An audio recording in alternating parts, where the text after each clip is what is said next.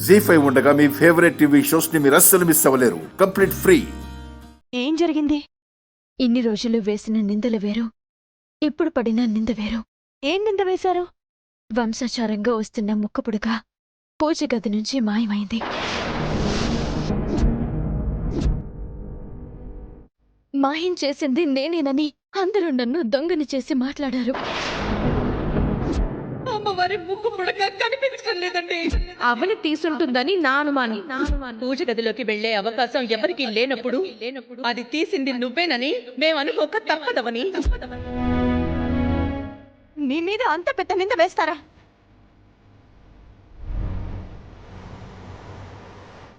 ఆ నిహారిక చేసే పనులకి హద్దులు లేకుండా పోతున్నాయి. వాళ్ళ సంగతి నేను తెలుస్తాను. దాన్ని బ్రతికేంటో బయట పెట్టిస్తాను. అయినా ఇంత జరిగినా నువ్వు వెంటనే నాకు ఫోన్ చేసి ఎందుకు చెప్పలేదు? వెళ్దాం పదా. అక్క, నిహారిక చేసిందని నిరూపించలేనక్క. సర్టిఫికెట్ కోసం పూజ గదిలోకి వెళ్లడం వల్ల అత్తయ్య వాళ్లకు నిజం చెప్పుకోలేని పరిస్థితి నాది.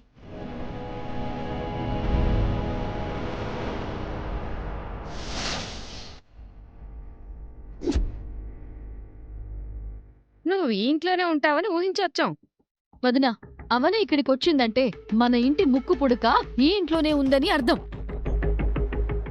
5 కోట్ల రూపాయల ప్రాపర్టీ మీ అక్కకి దక్కడం లేదని ముక్కు పుడకని బహుమతిగా ఇచ్చావావని? నోరు మొయ్యండి. పిచ్చి పిచ్చిగా మాట్లాడకండి.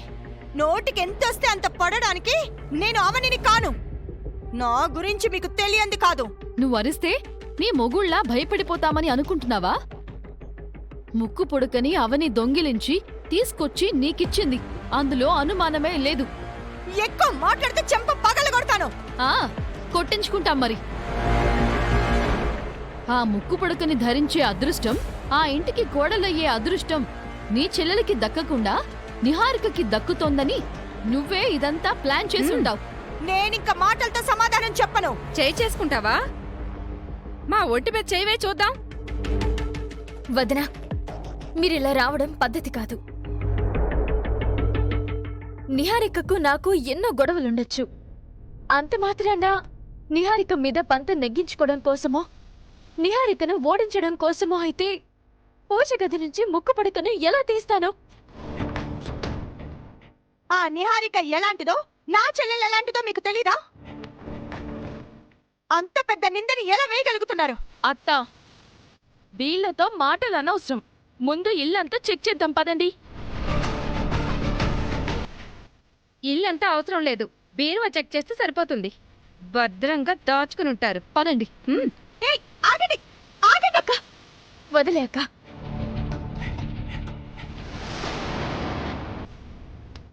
చెక్ చేసుకుంటే వాళ్ళకున్న అనుమానాలు తీరిపోతాయి. ముక్కు పుడక దొరక్కపోవచ్చు, ఎందుకంటే అది మన దగ్గర లేదు కాబట్టి. మొన్న నువ్వు ఇచ్చిన మీ మ్యారేజ్ సర్టిఫికెట్ బీర్వాలోనే ఉంది కదా.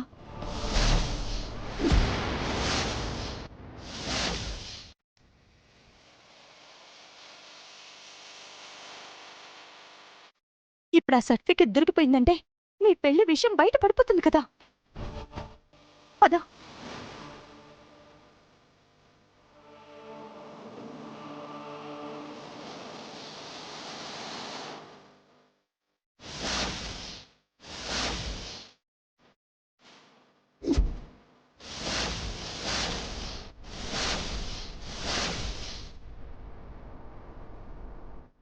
బీరువాలో లేదు వదినా.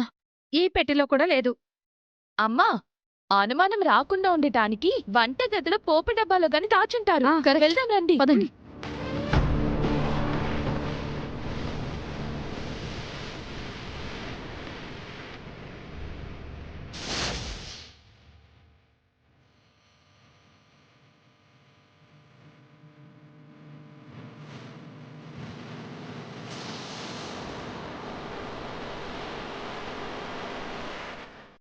ఇక్కడైనా భద్రంగా ఉంటుందనుకుంటే ఇక్కడ కూడా ఎలాంటి ప్రమాదం వచ్చిందో చూసావాక.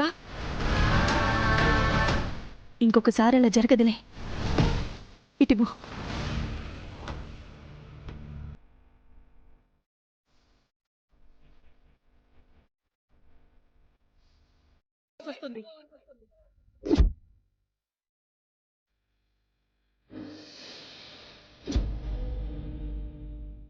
అమ్మవారి ముక్కు పుడక పెట్టుకునే అర్హత నీకే ఉంది అవని అంటూ గతంలో నా బావే ముక్కు పుడకను తెచ్చిపెట్టాడు.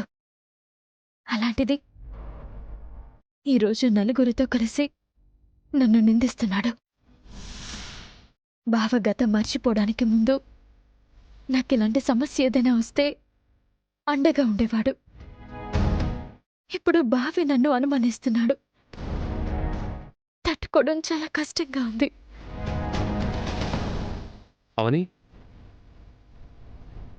చిన్న చిన్న నిందలు పడితే చెరిపేసుకోవచ్చు. దొంగ అని నింద పడితే అది జీవితాంతం ఓ మచ్చలా ఉండిపోతుంది అవని. మిగిలిన వాళ్ళ సంగతి వదిలే బావా. ఆ పని నేను చేసుంటానని నువ్వు నిజంగానే నమ్ముతున్నావా?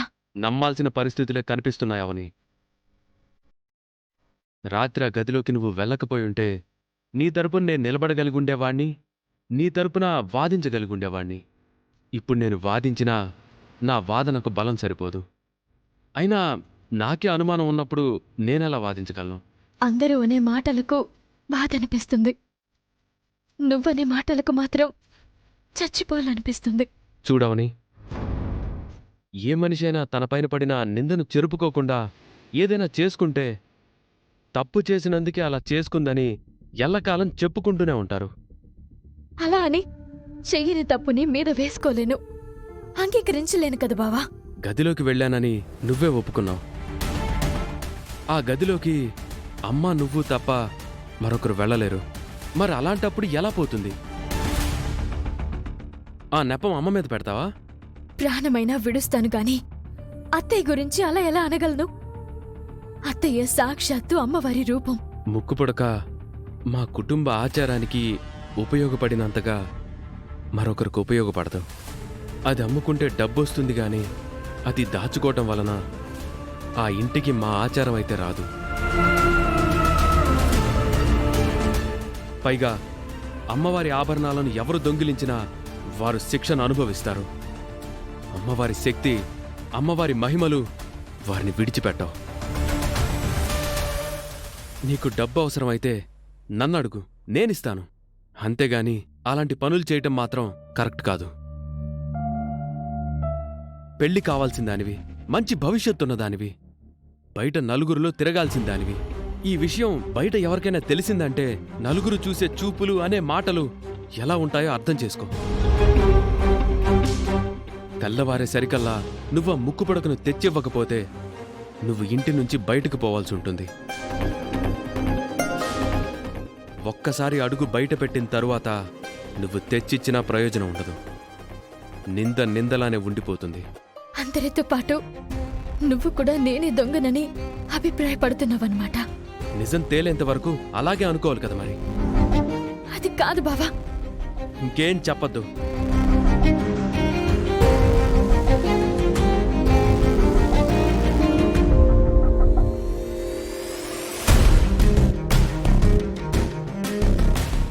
జీ5 యాప్ డౌన్లోడ్ చేసి అన్ని ఎపిసోడ్స్ పూర్తి ఉచితంగా చూడండి.